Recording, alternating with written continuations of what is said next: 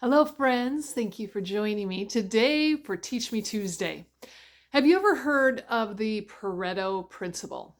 Maybe you've heard it referred to as the 80-20 rule or 20-80. So usually when you hear about the Pareto Principle, they talk about you look at the top 20% of your products, and that usually brings in 80% of your profits. Or look at the top 20 people on your team, and they usually do 80% of the work. Okay, we're going to flip it. We're going to look at this a little differently. We're going to look at it as 80% plan, 20% do. We still got the 80-20 going on, but a different scenario. So this Friday, I'm creating a project planning workshop for a team. And we're going to talk about some different planning principles. And by the way, if you're going to be in this workshop, spoiler alert, we're talking about the 80-20 rule. More so the 80% plan, 20% do. So let's do some easy math. If you have 10 hours to complete a project, I'm talking about taking 8 of those hours to plan and only 2 hours to actually do. Do you think that's possible? How many of you are the type that are like, no, let's just get to work. Let's get the materials. Let's get cutting and sawing and rearranging and destroying and redoing. And yeah, no, I'm talking about spend 8 hours planning. So what does that look like? Well, let's just take the grocery store as an example. Have you ever gone to the grocery store without a list? Have you ever gone to the grocery store with a list? What's the difference? Well, usually when I go to the grocery store with a list, I'm in and out faster and I spend less money. It's because I took more time planning exactly what I need.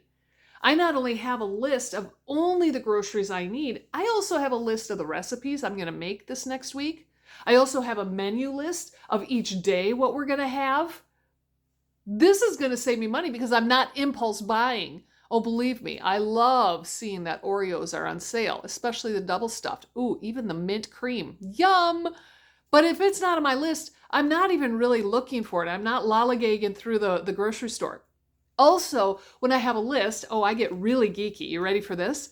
I've created a spreadsheet that defines the aisles of the grocery stores I shop at.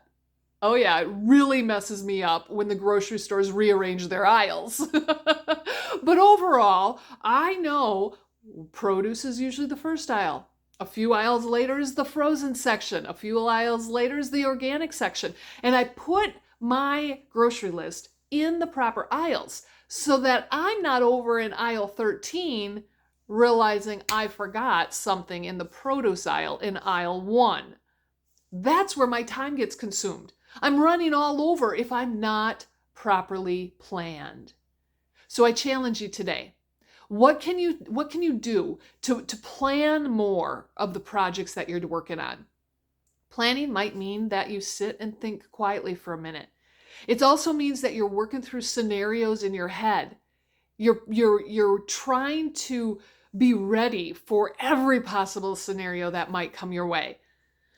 That's planning, and that needs to be 80% of your time. When you think like this, it's going to be really quick to work through any project that you have in front of you. It'll only take you a few minutes or a few hours. Take the challenge today, my friends. We'll see you next week.